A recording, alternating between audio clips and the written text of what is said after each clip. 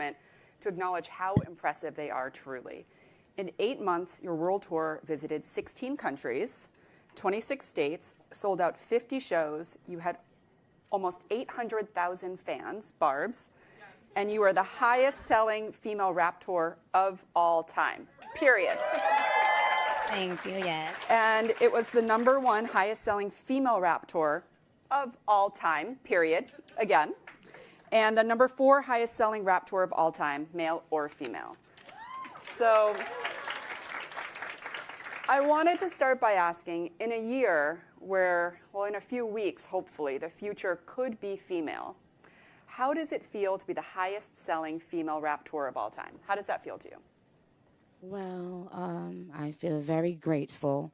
I have a very close-knit relationship with my fans, and they went very hard for me. So I feel a lot of gratitude.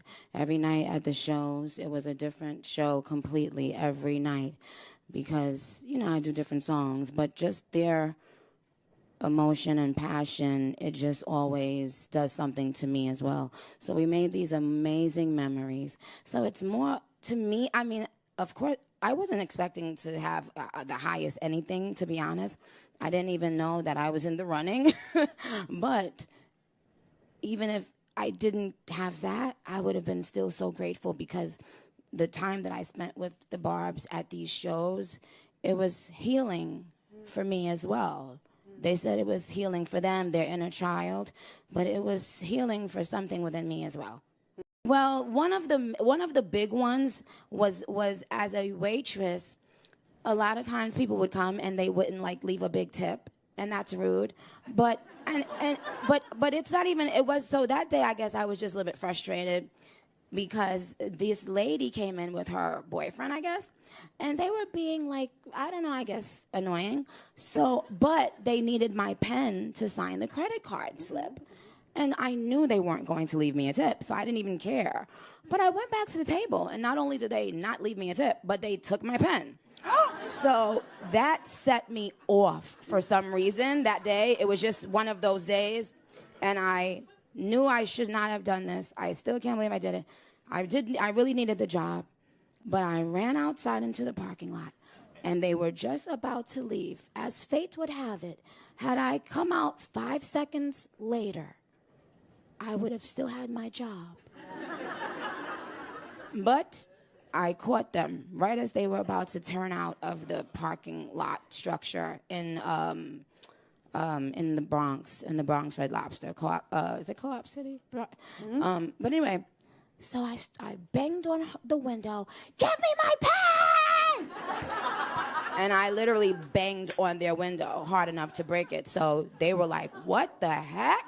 And they got out of the car, both of them. And I went back in the restaurant, and they told on me because the Barbs are still superior. They are different because what they do is they do it with passion. You know, if you do anything, it has to be rooted in love.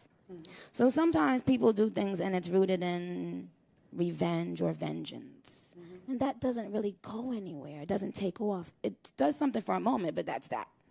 But because the Barbs and I actually, we really love each other. And also because they actually like my music, which people forget now too, that music is what's being sold.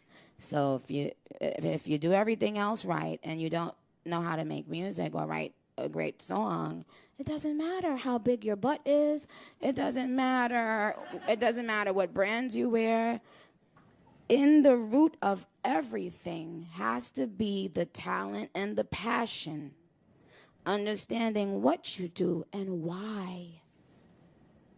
If you're only doing it to compete, it's gonna come and go. Because the universe doesn't honor that. It honors that passion that you've always had inside of you, that you know that you're put here to do something, and you do it with all of yourself. You love doing it, that thing. Like music always seemed to be my rescue, my place, my go-to place, you know? Take a moment to acknowledge how impressive they are.